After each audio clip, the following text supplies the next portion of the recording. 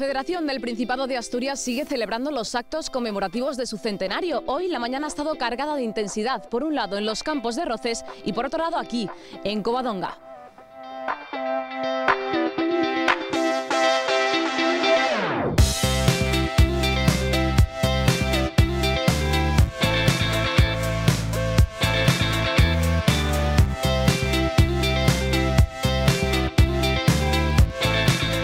La primera parada del día tenía esta escultura como protagonista. Creada exclusivamente para homenajear un siglo de historia, pretende recortar los tiempos pasados, presentes y futuros del fútbol. El autor de la obra, José Luis Luelmo, nos contaba sus impresiones. Para mí ha sido una sorpresa maravillosa y tengo la suerte de eso, de ser la segunda pieza mía que hay en estos campos. Para mí ha sido precioso. En el acto se hacía entrega de una réplica al presidente de la Real Federación Española de Fútbol, don Ángel María Villar.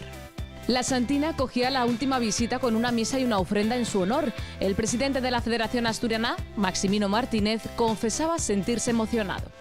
Yo intento hacer las cosas con el sentido común.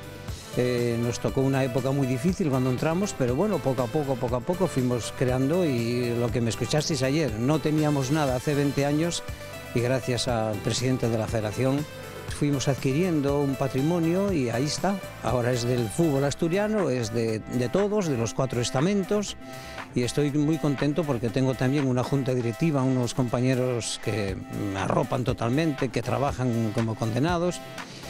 Y bueno, pues tengo una satisfacción muy grande. Por la tarde seguirá la fiesta del centenario con la presentación de la exposición 100 años de fútbol.